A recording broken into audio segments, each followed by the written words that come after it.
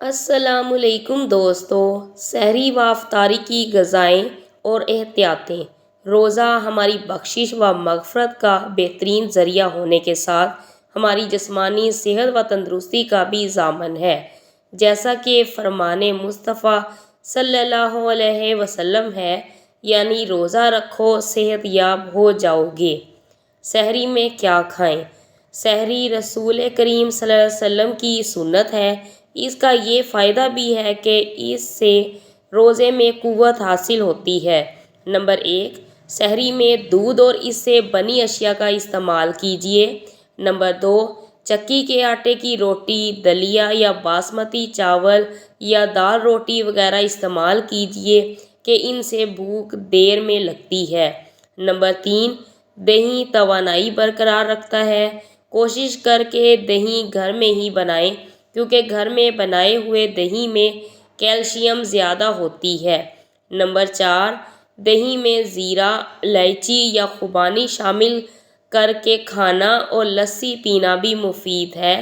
Number 5، سحری تاخیر سے کریں، لیکن اتنی تاخیر بھی نہ کر دیں کہ صبح صادق کا شک ہونے لگے۔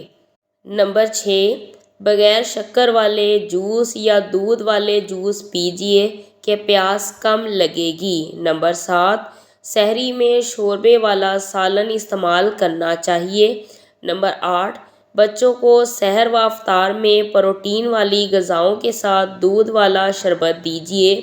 نمبر 9، سحری میں پراٹھے کے بجائے روٹی پر زیتون کا تیل لگا کر رات کے بنے سالن کے ساتھ کھانا زیادہ مفید ہے۔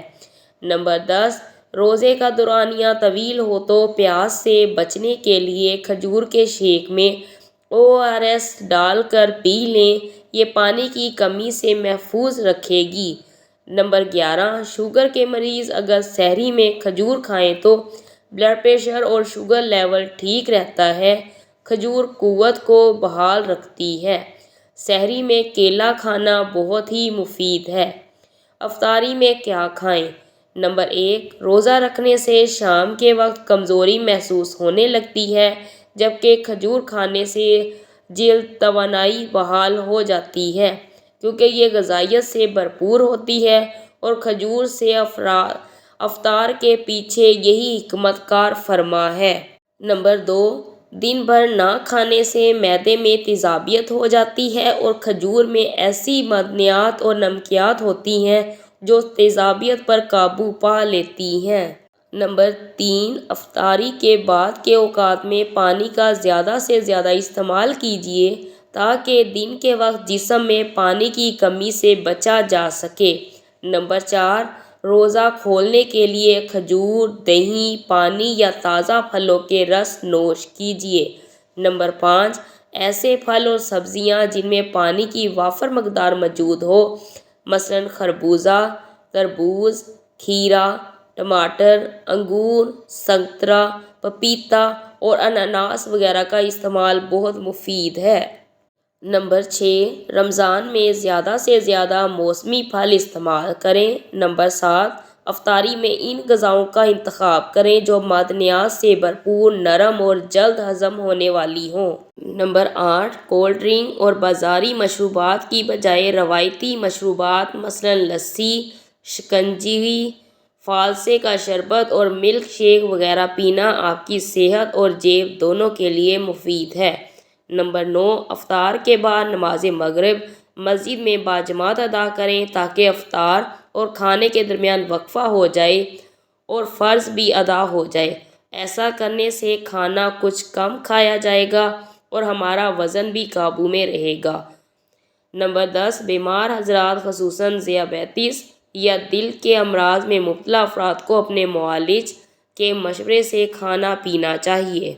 سحری کی احتیاطیں۔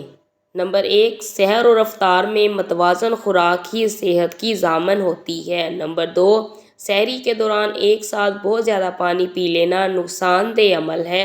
اس عمل سے معدہ پانی سے بھر جاتا ہے جو اکثر وومٹ یعنی الٹی کا سبب بن جاتا ہے۔ نمبر 3، چینی یا مصنوعی شکر سے تیار شدہ غذاؤں کا زیادہ استعمال نقصان پہنچاتا ہے۔ نمبر 4، سحری میں سادہ غذاؤں کا استعمال کریں اور کوشش کریں کہ مرغن یا پروٹین والی غذائیں یعنی گوشت وغیرہ کم کھائیں۔ ان کے کھانے سے دن کے اوقات میں پیاس زیادہ لگے گی۔ نمبر 5، زیادہ نمک استعمال نہ کریں۔ نمبر 6، گردوں کے مریض سحر و افطار میں پانی کا استعمال رکھیں، تاہم ڈائلیسس کروانے والے افراد اپنے معالجین کی ہدایت پر پانی استعمال کریں۔ نمبر 7، ہمیشہ بھوک لگنے کی صورت میں کھائیں، سیر ہونے کی حالت میں اوپر تلے کئی چیزیں نہ کھائیں۔ نمبر 8، تلی ہوئی اشیاء سے مکمل پرہیز رکھیے کہ یہ پیاس کا سبب بنتی ہیں۔ نمبر 9، سحری کے وقت روغنی غذائیں زیادہ مقدار میں کھانے سے خون میں شکر کی سطح بڑھ جاتی ہے، اس لیے شوگر، بلڈ پریشر وغیرہ کے مریض اپنے طبیب سے لازمی مشورہ کریں اور صرف ان غذاؤں کا انتخاب کریں جو فرض روزوں میں رکاوٹ نہ بنیں۔ افطاری کی احتیاطیں۔ نمبر 1، پکوڑے، سموسے اور ان جیسی دیگر اشیاء کھانی ہی ہوں تو ہفتے میں ایک دن کے لیے مخصوص کر دیں کہ یہی آپ کی صحت کے لیے بہتر ہے۔ نمبر 2، کڑک چائے، کافی، سافٹ ڈرنک یا اس جیسی دیگر مشروبات، مسالہ جات اور تیز مرچ کھانے سے پرہیز کریں۔ نمبر 3، سالن وغیرہ میں مرچ مسالہ نارمل رکھیے کہ تیز مسالے پیاس، سینے کی جلن اور پیٹ کی خرابی کا سبب بنتے ہیں۔ افطار کے وقت بہت ٹھنڈا پانی پینے سے پرہیز کیجیے کہ روزے میں فوراً برف کا ٹھنڈا پانی پی لینے سے گیس، تبخیر معدہ اور جگر کے ورم کا سخت خطرہ ہے۔ نمبر 5، افطاری میں کھانا کم کھائیں کیونکہ سارا دن بھوکا رہنے کے بعد اگر آپ کا جسم یکدم بہت زیادہ غذا حاصل کر لیتا ہے تو یہ پیٹ میں گیس پیدا کرنے سمیت معدے کے دیگر امراض کو جنم دے سکتا ہے۔